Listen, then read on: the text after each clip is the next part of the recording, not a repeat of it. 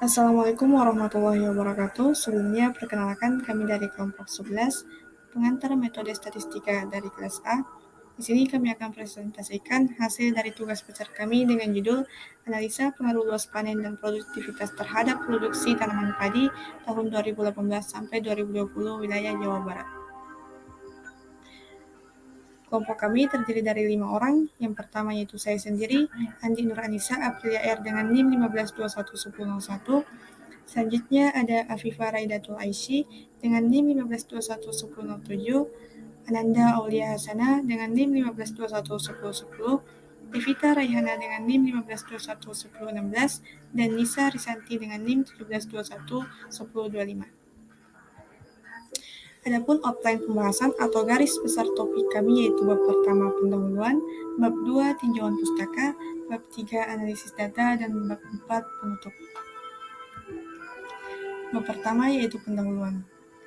Pendahuluan ini terbagi dari 3 yaitu latar belakang, rumusan masalah, dan tujuan.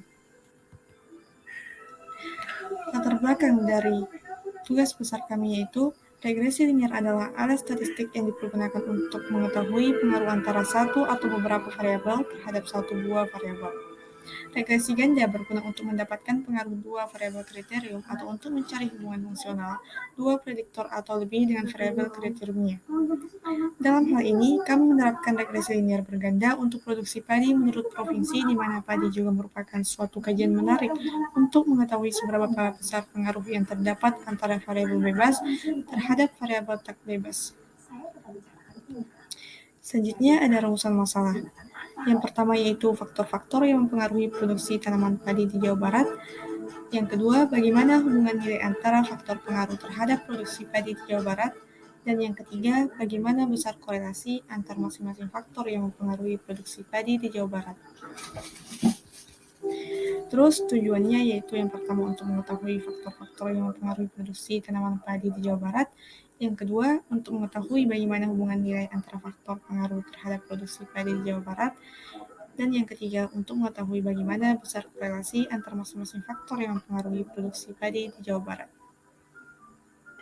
Adapun beberapa poin dari tinjauan pustaka yang akan dibahas pada bab 2 ini yaitu statistika deskriptif, analisis korelasi persamaan, regresi linier berganda, peramal dengan regresi linier berganda, pengujian parameter, analisis regresi, dan uji signifikan parameter regresi. Di dalam statistika deskriptif terdapat beberapa poin yang akan dijelaskan, yaitu rata-rata. Rata-rata adalah jumlah nilai pada data dibagi dengan banyaknya data tersebut. Varians adalah rata-rata kuadrat selisih dari semua nilai data terhadap rata-rata hitung. Minimum dan maksimum. Minimum merupakan nilai terkecil dari suatu data, sedangkan maksimum merupakan nilai terbesar dari suatu data. Median merupakan nilai yang membagi himpunan pengamatan menjadi dua bagian yang sama besar, atau 50% dari pengamatan yang berada di bawah median, serta 50% lagi berada di atas median. Dan yang terakhir ada standar deviasi. Standar deviasi adalah ukuran yang menunjukkan seberapa besar variasi, seperti penyebaran dari mean yang ada. Lalu ada analisis korelasi. Analisis korelasi adalah suatu cara atau metode untuk mengetahui ada atau tidaknya hubungan linear antar variabel. Apabila terdapat hubungan, maka perubahan-perubahan yang terjadi pada salah satu variabel X akan mengakibatkan terjadinya perubahan pada variabel lain atau pada variabel Y. Ada kriteria pengujian hipotesis. Jika R hitung lebih besar R tabel, maka H0 ditolak. Jika R hitung lebih besar R tabel, maka H0 gagal ditolak. Ada pula rumus dari uji signifikansi korelasi sebagai berikut, dengan keterangan T sama dengan nilai T, R sama dengan koefisien korelasi, dan N sama dengan jumlah responden. Lalu, ada persamaan regresi linier berganda. Regresi linier berganda adalah regresi di mana variabel terikatnya atau variabel Y dihubungkan atau dijelaskan lebih dari satu variabel, mungkin 2, 3, dan seterusnya, variabel bebas, X1, X2, X3, sampai Xn. Namun, masih menunjukkan diagram hubungan yang linier. Adapun rumus yang digunakan dalam persamaan regresi linear berganda ini, yaitu Y sama dengan beta 0 ditambah beta 1 X1 ditambah beta 2 X2 dan seterusnya. Lalu ada peramalan dengan regresi linear. Peramalan terhadap nilai Y dengan menggunakan regresi linear berganda dapat dilakukan apabila persamaan garis regresi sudah diestimasi dan nilai variabel bebas X1, X2, X3 sudah diketahui. Tujuannya ialah mengetahui variabel-variabel bebas yang digunakan itu memiliki pengaruh yang nyata atau tidak terhadap Y tersebut. Kelebihan peramalan dengan menggunakan regresi linear berganda adalah dapat diketahui besarnya pengaruh secara kuantitatif setiap variabel bebas apabila pengaruh variabelnya dianggap konstan. Kemudian ada pengujian parameter. Di dalam pengujian parameter ini ada dua pengujian, yaitu uji serentak atau uji F dan uji parsial. Uji serentak atau uji F bertujuan untuk mengidentifikasi apakah garis regresi dapat digunakan sebagai penaksir. Lalu uji parsial adalah uji yang digunakan untuk menguji kemaknaan koefisien regresi parsial. Baik, di sini saya akan menjelaskan apa itu analisis regresi. Analisis regresi merupakan pengukur hubungan antara dua variabel atau lebih yang dinyatakan dengan bentuk hubungan atau fungsi diperlukan pemisahan yang tegas antar variabel bebas dan juga variabel terikat. Nah, biasanya disimbolkan dengan X dan Y. Pada regresi harus ada variabel yang ditentukan dan juga variabel yang menentukan. Atau dengan kata lain, adanya ketergantungan antara variabel yang satu dan juga variabel yang lainnya. Kedua variabel dalam regresi bersifat saling berpengaruh. Dengan demikian, regresi merupakan bentuk fungsi tertentu antara variabel terikat Y dan juga variabel bebas X. Atau dapat dinyatakan bahwa regresi adalah sebagai suatu fungsi Y sama dengan fx. Adapun uji signifikansi parameter regresi, yang dimana uji T merupakan alat uji statistik yang digunakan untuk menguji hipotesis komparatif dua sampel. Bila datanya pada skala interval dan juga rasio, maka uji T merupakan salah satu bentuk statistik parametris, bebas N dan juga K. Baik, selanjutnya analisis data. Di analisis data ini terdapat deskripsi data, analisis korelasi, model regresi, pengujian terhadap parameter, pengujian asumsi IIDN, dan simulasi prediksi.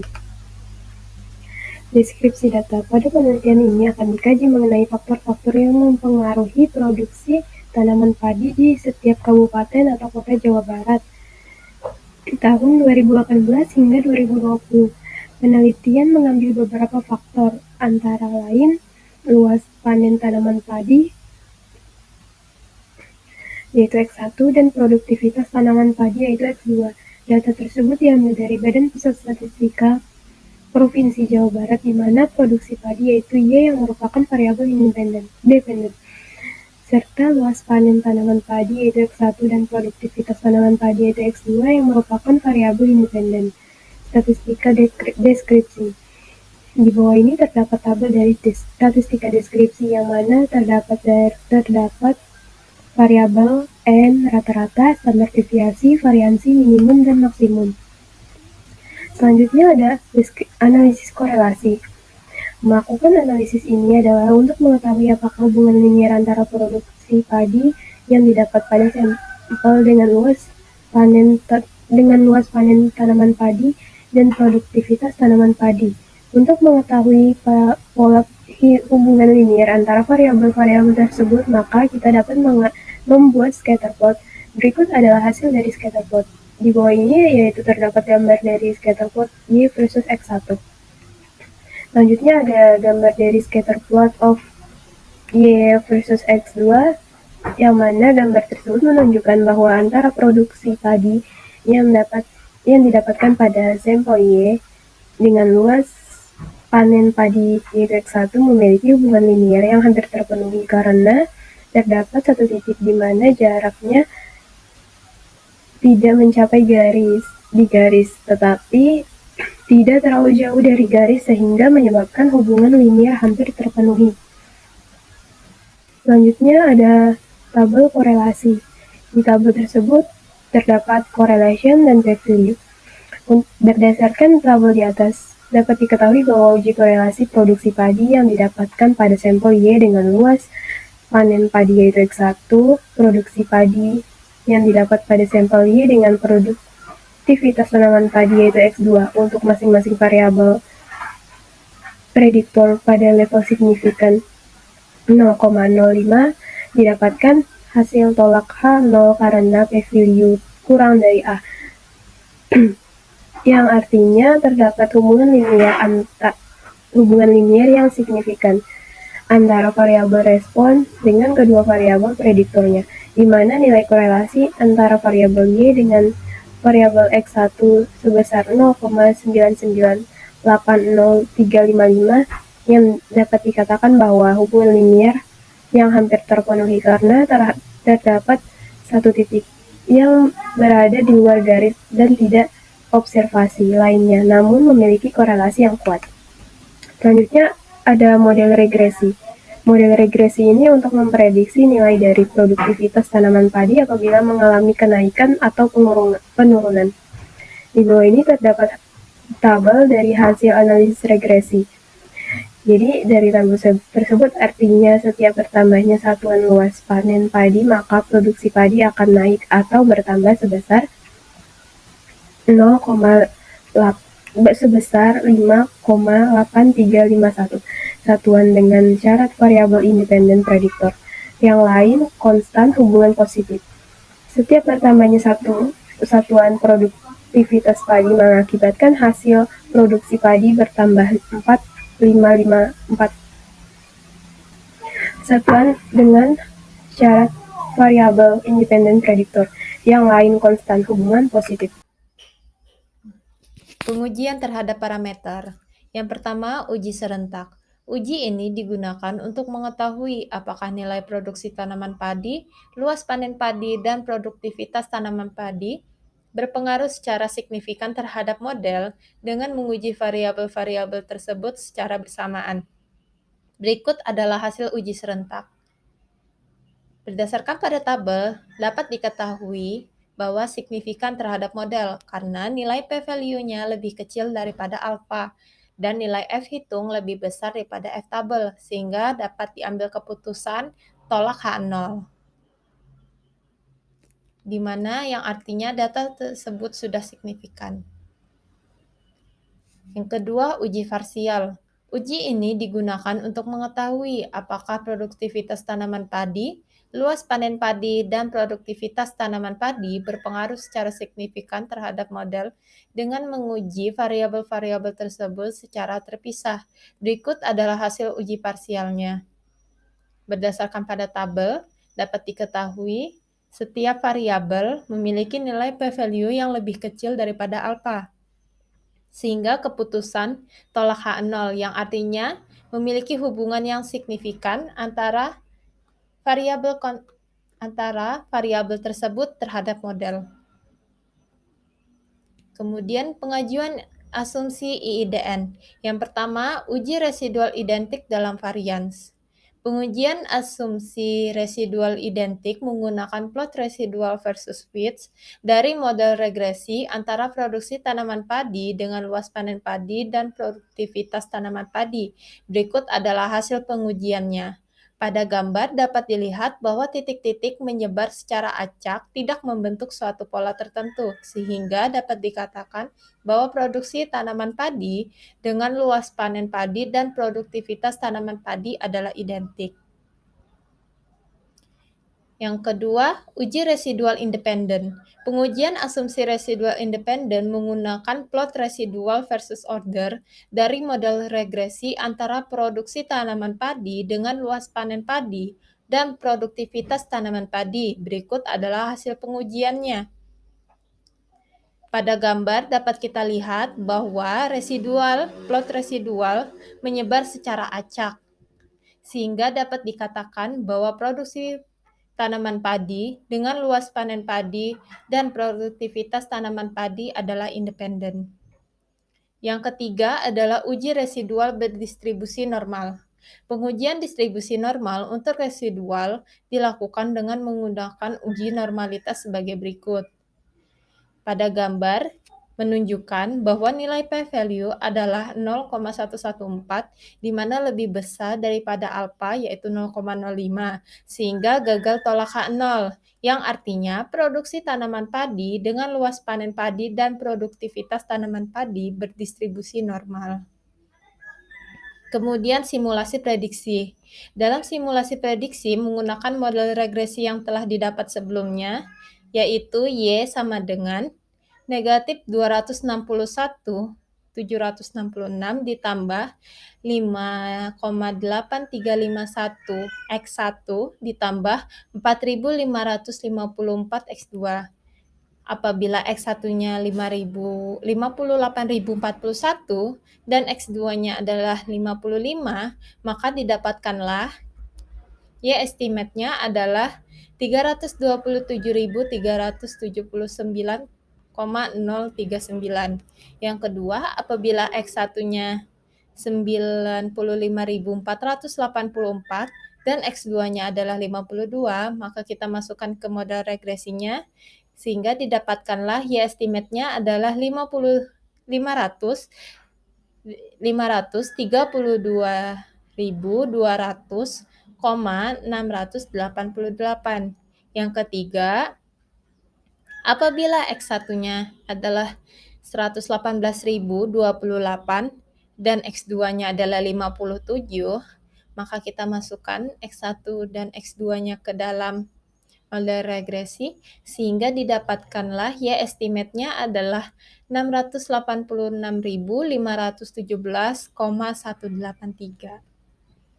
Adapun kesimpulan yang telah kami buat, yakni yang pertama, rata-rata jumlah nilai data dibagi dengan banyaknya data tersebut. Yang kedua, adapun median merupakan nilai yang membagi himpunan pengamatan menjadi dua bagian yang sama besar atau 50% dari pengamatan, dan juga ada pula nilai ganjil dan juga positif dan negatif. Yang ketiga, standar deviasi merupakan ukuran yang menunjukkan seberapa besar variasi seperti penyebaran dari mean yang ada. Yang keempat, korelasi merupakan pengukur hubungan dua variabel atau lebih yang dinyatakan sebagai tingkat hubungan derajat keeratan antar variabel.